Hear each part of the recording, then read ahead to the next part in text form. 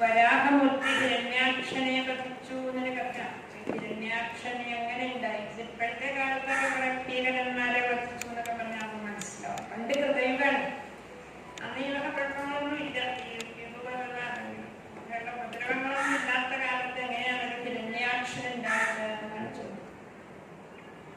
ശ്രീരാമകൃഷ്ണ കഥനാമൃതം തുടങ്ങുന്ന പ്രകാരം ഇതിനകത്ത് കുട്ടികളുണ്ടോ എന്നൊരു ചോദ്യം ഉണ്ടായിരുന്നു. മാസ്റ്റർ മഹാശയൻ ശ്രീരാമകൃഷ്ണദേവൻ വിളിച്ചിരുമ്പോ ശ്രീരാമകൃഷ്ണദേവൻ സ്വീകരിച്ച ഒരിക്കൽ ചോദ്യം ചോദിച്ചു, നീ ഗൃഹസ്ഥനാണോ, വിവാഹം കഴിച്ചതാണോ? പറഞ്ഞു, ഞാൻ വിവാഹം കഴിച്ചതാണ്. കേട്ടോ, ഇദ്ദേഹം കല്യാണം കഴിച്ചു അത്ര. എന്തോ തെറ്റ് പറഞ്ഞു. പിന്നെ ചോദിച്ചു, കുട്ടികളുണ്ടോ എന്ന് ചോദിച്ചു. കുട്ടികളുണ്ട്. ശ്രീരാമകൃഷ്ണൻ കേട്ടോ, കുട്ടികളുണ്ട് അത്ര. അത് ശ്രീരാമകൃഷ്ണ ഭജനാമൃതത്തിലെ കുറിച്ച് വെച്ചിട്ടുണ്ട്. സിദ്ധിനാഥാനന്ദ സ്വാമികളൊക്കെ അതിനെ വിവർത്തനം ചെയ്ത് വെച്ചിട്ടുണ്ട്. അപ്പൊ അതൊരു ചിന്തനീയമായ ഒരു വിഷയമാണ്. നമ്മൾ ഏത് ആശ്രമം തിരഞ്ഞെടുക്കുമ്പോൾ അതിന് അതിൻ്റെതായ ഒരു ദൂരമുണ്ട്. ഗൃഹസ്ഥാശ്രമാണെങ്കിലും കുട്ടികളുണ്ടാവാന്ന് വെച്ചാൽ അതിനൊക്കെ ഒരു നിയമങ്ങളും എല്ലാം ഉണ്ട്. നമ്മൾ പറയാൻ പോകുന്ന കർദമവാസുദേവന്റെ ജന്മത്തിനൊക്കെ വേണ്ടിയിട്ട് കർദമ പ്രജാപതി എത്രയാണ് തപസ് ചെയ്തത് എന്ന് നമുക്ക് കാണാം. കർദമനും ദേവഭൂതിയും തപസ് ചെയ്തിട്ടുണ്ടായ മഹത്വങ്ങളാണ് ഇനി കുറെ അധ്യായങ്ങളിൽ തന്നെ നമ്മൾ കേൾക്കാറുണ്ട്. എന്നാൽ പൊതുവെ നമ്മുടെ ഗൃഹസ്ഥന്മാരുടെ, നമ്മുടെ സ്ത്രീകളുടെ ഇടയിലൊക്കെ പൊതുവെ കാണുന്ന ഒരു കാര്യമാണ് വിവാഹം കഴിക്കുക. അത് കഴിഞ്ഞാൽ തുടങ്ങി വിശേഷമില്ലേ വിശേഷമില്ലേ. കുട്ടി ഉണ്ടാവാത്ത എന്താണെന്നാണ് പിന്നെ വിചാരം. ഉണ്ടാവാത്ത കുട്ടിയെ പറ്റി ദുഃഖിക്കുന്നു. ഉണ്ടായിട്ട് തന്നെ ദുഃഖിക്കാത്ത സ്ഥലത്ത് ഇത് ഉണ്ടാവണില്ലല്ലോ, ഉണ്ടാവണില്ലല്ലോ, അങ്ങനെയുള്ള ദുഃഖങ്ങളൊക്കെ. പിന്നെയും കുട്ടി ഉണ്ടാവണമെന്നൊരു മോഹം എല്ലാ അമ്മമാർക്കും. അതുപോലെ ദിലീദേവി അങ്ങനെ ഒരു മോഹം ഉണ്ടായി. അപ്പൊ സന്ധ്യാസമുൽപാദന കഷ്ടവും ഈ വക നിയമങ്ങളൊക്കെ അറിയാമായിരുന്നിട്ട് പോലും കശ്യപ പ്രജാപതിക്ക് പിടിച്ചിരിക്കാൻ പറ്റിയില്ല. അല്ലെ, അത് നിയമങ്ങളൊന്നൊരു കാര്യമാണ്. നിഗ്രഹത്യന്തരിഷ്യതി എന്നൊരു ശ്ലോകമുണ്ട് ഭഗവത്ഗീതയിൽ. നമ്മൾ എന്തെല്ലാം പഠിച്ചു വെച്ചിട്ടും കാര്യമൊന്നുമില്ല. നമ്മളോരോ സന്ദർഭത്തിൽ ഇതിൻ്റെയൊക്കെ ചരിത്രം കളിക്കുന്ന ഒരാളുണ്ട്. ആ ആൾ നിശ്ചയിക്കും ഓരോരോ കാര്യങ്ങൾ. അങ്ങനെ കശ്യപ പ്രജാപതിക്ക് സന്ധ്യാസമയത്ത് കർമാധാനം വേണ്ടി വന്നു. അത് കഴിഞ്ഞ് അദ്ദേഹം പിന്നെ കഴിഞ്ഞു വന്ന തന്റെ ജോലികളെല്ലാം ചെയ്ത് കഴിഞ്ഞപ്പോൾ രതിദേവിച്ച് നയ്യോ സന്ധ്യാസമയത്ത് എനിക്കിങ്ങനെ പറ്റിപ്പോയില്ലോ. മഹാദേവനും ദേവിയോടുകൂടി സഞ്ചരിക്കുന്ന സമയമാണ്. നമ്മളൊക്കെ സന്ധ്യാസമയത്ത് പഞ്ചാക്ഷരം ജപിക്കുക. സന്ധ്യാസമയത്ത് ഈശ്വരപരം ചെയ്യേണ്ടതിന്റെ ആവശ്യം അതാണ്. പാർവതി പരമേശ്വരന്മാർ അപ്പോഴാണ് പറയുന്നത് ഇവനുപാത്തിലാണ് സന്ധ്യാസമയം. അപ്പൊ ഈ മഹാദേവന്റെ ശാപം എങ്കിലും ഉണ്ടാവുമോ എന്നൊക്കെ ചോദിച്ചപ്പോ അദ്ദേഹം പറഞ്ഞു, അതിന് മഹാദേവന്റെ ശാപം കിട്ടിയിട്ട് വേണ്ട, നിന്റെ ഗർഭത്തിൽ ജനിക്കാൻ പോകുന്ന ഒരു ശാപം കിട്ടിക്കൊണ്ടാണ് വരുന്നത്. ഏതായാലും രണ്ട് പുരുഷ അധമന്മാരാണ് ജനിക്കാൻ പോകുന്നത്. അവര് മഹാഭീകരന്മാരായിത്തീരും. ലോകത്തെ ഉപദ്രവിച്ച് നിർത്തിയില്ലാതെ കണ്ടുവരുമ്പോൾ സാക്ഷാൽ അതിനാരായണൻ മഹാവിഷ്ണു തന്നെ വന്ന് അവരെ വധിക്കും എന്ന് പറയും. രീതിയിൽ എനിക്കൊരു ആശ്വാസമുണ്ട്. കുട്ടികൾ ഉണ്ടാവുന്ന ഉറപ്പായി, അവര് ലോകവീരന്മാരാവുന്ന ഉറപ്പായി. മഹാവിഷ്ണുവിന്റെ കൈകൊണ്ട് മരിക്കും എന്ന് പറഞ്ഞപ്പോ കശ്യപനും വിചാരിച്ചു എന്തൊക്കെ എനിക്ക് പിന്നെ തോന്നാൻ. പിന്നെ ദിതിദേവിയുടെ ആ വിനയൊക്കെ കണ്ടപ്പോ അതേപോലെ അനുഗ്രഹം കൊടുത്തു. നിന്റെ മക്കള് ലോകകണ്ഠകന്മാരാവുമെങ്കിലും അവരിൽ ഒരാളുടെ മകൻ സാക്ഷാൽ മഹാഭാഗവതോടെ മഹാഭാഗവതനായിരിക്കും. എല്ലാവർക്കും അദ്ദേഹം ഒരു മാത്രമേ ഭക്തനുള്ളത്. അലമ്പടശീലതരോ ഗുണാകരോ മറ്റുള്ളവരുടെ സ്വന്തം ദുഷ്ടപരത്യാവിധോ ദുഃഖിതേഷു മറ്റുള്ളവരുടെ ഉയർച്ച കാണുമ്പോൾ സന്തോഷിക്കുന്നവരും അവരുടെ ദുഃഖത്തിൽ ദുഃഖിക്കുന്നവരും അങ്ങനെയായിരിക്കും. അന്തർപ്പരിയല്ല ലളിതാലരാമം സ്പഷ്ടാസ്ഫുരൽ കുണ്ടലമണ്ഡിനാണ് ഹിരണ്യകശിപുവിന്റെ പുത്രനായി ജനിച്ച പ്രകാരം. ഏതായാലും ദിതിദേവി അപ്പൊ എന്ത് വിചാരിച്ചു, ഇച്ഛാപ്രസൂടി അങ്ങനെ കാണിച്ചത്. പണ്ട് നമ്മുടെ സ്ത്രീകൾക്കൊക്കെ അങ്ങനെയൊക്കെ ചില സിദ്ധികളുണ്ടായിരുന്നു. പ്രസവിക്കണം തോന്നിയാൽ പ്രസവിച്ചാൽ അങ്ങനെയാണ് പ്രഹ്ലാദൻ അത്രയും കാലം കഴിഞ്ഞാൽ പ്രസവിച്ചത്. അതുപോലെ പുരുഷന്മാരിലുണ്ടായിരുന്നു സ്വച്ഛന്ത മൃത്യു. ഞാൻ ജാണത്തിന് ചെല്ലുമ്പോഴേ മരിക്കും. അങ്ങനെയുള്ള സിദ്ധികളെ അവർ സമ്പാദിച്ചിരുന്നു പണ്ട്.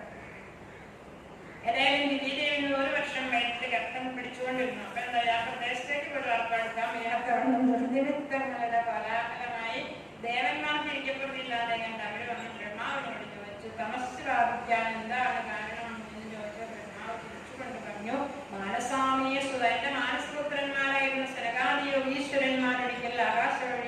പോയിട്ട് വൈകുണ്ഠത്തിൽ ചെന്നു. വൈകുണ്ഠനിലയം സർവലോക നമസ്കൃതം, എല്ലാ ലോകങ്ങളിലും ലോകപാലന്മാരും നമസ്കരിച്ചുകൊണ്ടിരിക്കുന്ന വൈകുണ്ഠ ലോകം, കുണ്ഠതയില്ലാത്ത ലോകം. അവിടെ വൈമാനിക വിമാനങ്ങളിലൊക്കെ സ്ത്രീകളവിടെ വിമാനം ഓടിക്കുന്നു. അവരെങ്ങനെ വിമാനത്തിലൂടെ സഞ്ചരിച്ചുകൊണ്ട് ഇങ്ങനെ മഹാവിഷ്ണു ശയിക്കുന്ന അതിന്റെ മുകളിൽ വന്നിങ്ങനെ പുഷ്പങ്ങളെ നല്ലപോലെ വാരിച്ചൊരിഞ്ഞുകൊണ്ടേയിരിക്കുന്നത് പൂന്താനത്തിന്റെ സന്താനകുമാരൻ വർണ്ണനയിലാണ്. അങ്ങനെ വിമാനത്തിൽ സഞ്ചരിക്കുന്ന അവരെ പിന്നെ അനവധി ഉദ്യാനങ്ങളൊക്കെ ഉണ്ട്. ആ ഉദ്യാനങ്ങളിൽ ധാരാളം പക്ഷിമൃഗാദികൾ ഓടിപ്പാൻ നടക്കുമെങ്കിലും വണ്ടികൾ അവിടെ ഇരുന്നിട്ട് കരിന്ന് മൂളും. അപ്പൊ ഈ വണ്ടികളുടെ നാമജപം കേട്ട് കഴിഞ്ഞാൽ മറ്റ് ജന്തുക്കളൊക്കെ അതിനെ വന്ദിച്ചുകൊണ്ട് അങ്ങനെ. പിന്നെ തുളസിയുടെ പുണ്യം, അതിനെ മറ്റൊരു വൃക്ഷങ്ങളെല്ലാം ആദരിക്കുന്നുണ്ട്. അവിടെ അടിച്ചു പാരുന്നത് ശ്രീഭഗവതിയാണ്. അടിക്കുന്ന ആ രീതിയിലൊക്കെ. അപ്പൊ അങ്ങനെ എല്ലാ ഐശ്വര്യങ്ങളും മഹാലക്ഷ്മി എല്ലാം ഇങ്ങനെ സഞ്ചരിക്കുമ്പോൾ ജലത്തിൽ എന്റെ രൂപം ഇങ്ങനെ കാണുന്ന മുഖം ഒക്കെ എന്ത് വിചാരിക്കും, പിന്നെ പോലെ സൗന്ദര്യം ഉണ്ടായിട്ട് ആരുമില്ല. ഈ സൗന്ദര്യത്തിന്റെ കാരണം മഹാലക്ഷ്മിയുടെ സ്നേഹമാണ് മനസ്സിലാക്കിക്കൊണ്ട് സഞ്ചരിക്കുന്നു. അങ്ങനെയുള്ള ആ ലോകത്തിൽ, അത്ഭുതകരമായ ലോകത്തിൽ വിരിച്ചു 6 ഗോപുരങ്ങളെ സുഖമായിട്ട് കടന്നുപോയി. പടിയാറുള്ള ഇടയ്ക്കിടെ 6 പടിയുണ്ടല്ലോ. പടിയാറും കടന്നവിടെ ചെല്ലും ശിവനെ കാണാറും ശിവശംഭോ. അപ്പൊ ഈ 6 പടികൾ നമ്മൾ പറയുന്നത് സദാചാരങ്ങളെയാണ് 6 പടികളെന്ന് പറയുന്നത്. അവിടെ കടന്ന് ഇവിടെ എങ്ങാണ്ട് എത്തിക്കഴിയുമ്പോൾ ഇവിടുന്ന് 2-3 വഴികളുണ്ട്. നേരെ മുകളിലേക്ക് കയറുന്ന ഒരുപാട് ഉദ്ദേശിക്കുന്നത്. ഇവിടെ തടസ്സമുണ്ടായി. 6 ഗോപുരങ്ങൾ കിടന്ന 7ാമത്തെ ഗോപുരത്തിലെ ദേവിജിയന്മാർ, ഈ സനകാദി യോഗീശ്വരന്മാരെ തടഞ്ഞു നിർത്തി. അവർക്ക് ഒരു സ്ഥലത്തും തടസ്സമില്ലാതെ സഞ്ചരിക്കുന്നവരാണ്. അവരെ തടഞ്ഞെത്താൻ പാടില്ല. പൂജ്യപൂജാതിക്രമം ആദരിക്കേണ്ടവരെ ആദരിച്ചുകൊണ്ട് പറഞ്ഞു. ആദരിക്കേണ്ട രീതിയിൽ ആദരിച്ചാൽ അങ്ങേറ്റ അനുഗ്രഹം നൽകുന്നവരാണ്. അവരാദ്യത്തെ സപ്താഹത്തോടെ നടത്തിലാണ്. ദേഷ്യം വന്നിട്ടവര് വൈകുണ്ഠലോകാനും ചിലപ്പോൾ ജ്യേഷ്ഠവും, നിങ്ങൾ വൈകുണ്ഠലോകത്തിന് ഉചിതമല്ലാത്ത കർമ്മം ചെയ്തുകൊണ്ട് രാഷ്ട്രന്മാരായിട്ട് ശ്രമിച്ചു. ആ ശാപം കഴിഞ്ഞപ്പോഴത്തേക്കും ഭഗവാൻ ഇവിടെ എല്ലാരോടിനായിട്ട് വന്നു ചേർന്നു. ഭഗവാൻ പറയുന്നു, എന്നെ ഒരു ബ്രാഹ്മണനെ ആരാണോ ഉപദ്രവിക്കുകയെങ്കിൽ എന്റെ ഇനി മഹാവിഷ്ണുവിടെ ഞാൻ തന്നെയാണെങ്കിലും എന്റെ കൈ ഞാൻ പൂർണ്ണോളം മുറിച്ചു കഴിഞ്ഞു. ബ്രാഹ്മണ ഭക്തനാണ് ഭഗവാൻ. ഭഗവാന്റെ യശസ്സാണ് വേദം. ഈ വേദങ്ങളെ പ്രചരിപ്പിക്കുന്നത് ബ്രാഹ്മണരാണ്. അപ്പൊ ബ്രാഹ്മണത്തിലൂടെയാണ് ഭഗവാന്റെ യശസ്. ലോകം ഇങ്ങനെയുള്ള പുരാണങ്ങളിലൂടെയാണ് ലോകം. വേദേതിഹാസ പുരാണങ്ങളിലൂടെ ഭഗവാന്റെ മഹത്വത്തെ വിശ്വം അറിഞ്ഞുകൊണ്ടിരിക്കുന്നു. അങ്ങനെയുള്ള ബ്രാഹ്മണരെയാണ് ഇവിടെ നിന്ദിച്ചത്. അതുകൊണ്ട് നിങ്ങളുടെ ശാപം തെറ്റല്ല, നിങ്ങൾ പരിഭ്രമിക്കേണ്ട. അവർക്ക് മതിയായില്ല. ഭഗവാന്റെ രൂപം കണ്ടിട്ടാണ്. ഭഗവാന്റെ രൂപത്തിന്റെ വർണ്ണന എങ്ങനെയാണെന്ന് ചോദിച്ചാൽ പോകുന്നത്. അതായത് പുരുഷ സൗന്ദര്യം സ്ത്രീകൾക്ക് പൊതുവെ ഒരു മഹാലക്ഷ്മിയൊക്കെ ഉണ്ടായിരുന്നു. സൗന്ദര്യം എന്ന് വെച്ചാൽ സ്ത്രീകളിലാണ്. അത് തിരുത്തിയാണ് മഹാലക്ഷ്മി. പുരുഷത്തമെന്നൊക്കെ ഇങ്ങനെ പറഞ്ഞു. മഹാവിഷ്ണുവോ ശാപം ഞാൻ എനിക്ക് തിരുത്താൻ വേണമെങ്കിൽ സംരംഭ സമൃദ്ധ സമാധ്യാനുഭൂയ സഭയിൽ ദേവിജിയന്മാർക്ക് ശാപം കിട്ടിക്കഴിയുമ്പോഴേ അവർ സനകാദി യോഗീശ്വരന്മാരുടെ കാര്യത്തിൽ വീണ് ഞങ്ങൾക്ക് കരിസ്മൃതി ഇല്ലാതെ പ്രാർത്ഥിച്ചു. അതുപോലെ ഇവരും ഭഗവാനോട് പ്രാർത്ഥിച്ചപ്പോൾ ഭഗവാൻ അവരോട് പറഞ്ഞു, നിങ്ങൾ 3 ജന്മം എടുത്ത് രാക്ഷസന്മാരായിട്ട് ഞാൻ 4 ജന്മം എടുത്ത് നിങ്ങളെ ഭക്ഷണം സമർത്ഥോവി. എനിക്ക് വേണമെങ്കിൽ മാറ്റാനുള്ള ഈ ശാപങ്ങളെ ഇല്ലാതാക്കാം. രാക്ഷസന്മാരാകട്ടെ എൻ്റെ ആളുകളല്ലേ എന്നിട്ട് അങ്ങനെയാണ്. വലിയൊരു പരാതിയൊക്കെ ഉണ്ടായിരുന്നു. സീതാദേവിയെ ശ്രീരാമൻ കാട്ടിൽ ഉപേക്ഷിച്ചത്.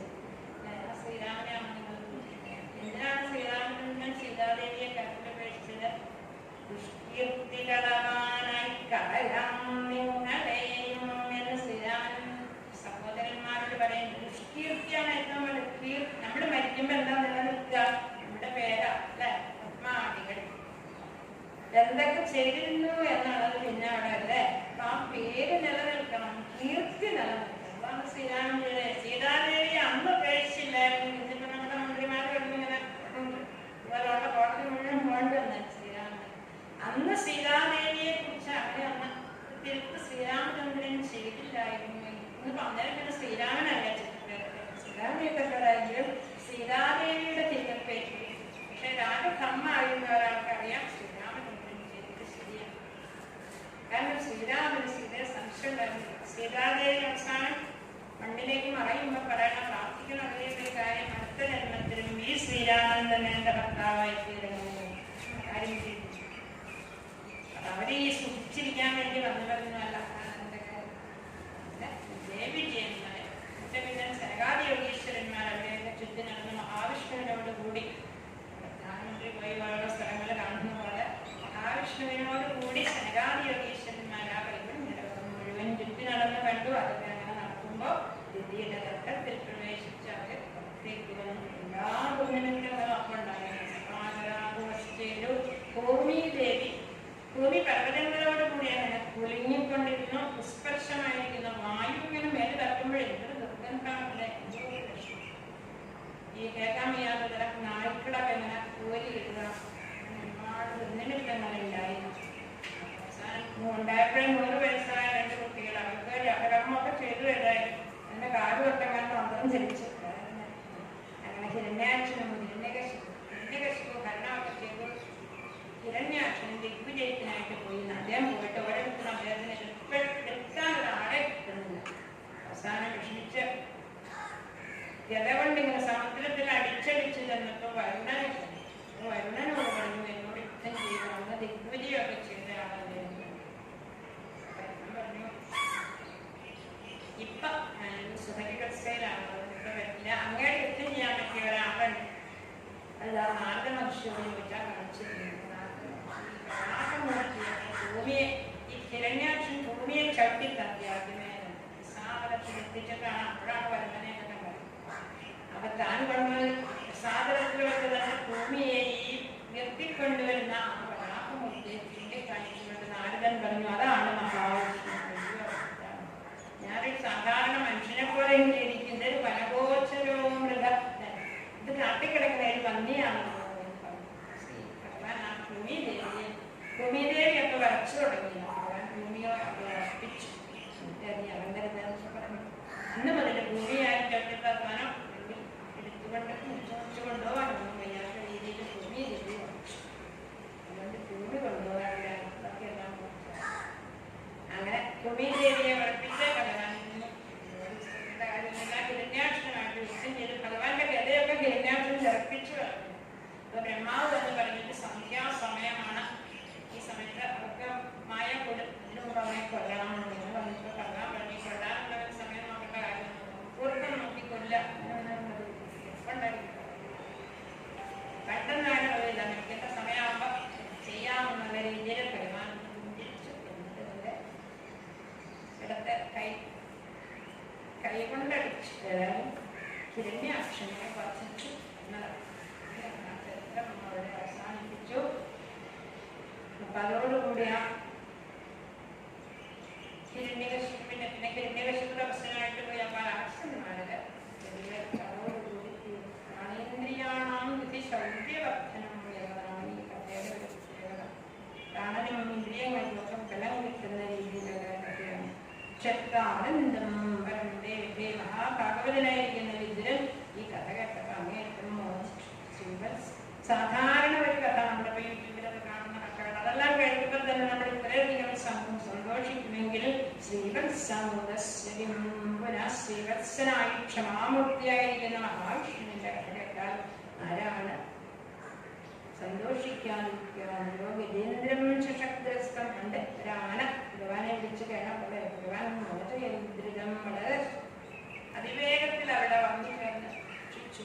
അങ്ങനെയുള്ള ഹിരണ്യാക്ഷന്റെ മഹത്വമായ കഥ ഇവിടെ സമർപ്പിച്ചു. അതിനുശേഷം ഭഗവാൻ ബ്രഹ്മദേവന്റെ ഛായയിൽ നിന്നുണ്ടായ കർദമ പ്രജാപതി തപസ് ചെയ്തതും കർദമന്റെ കുടുംബ ജീവിതം ഗൃഹസ്ഥ ജീവിതവും അഭിലാപകാലങ്ങളുടെ അഭില ഉപദേശം ചരിത്രത്തിലേക്കാണ്.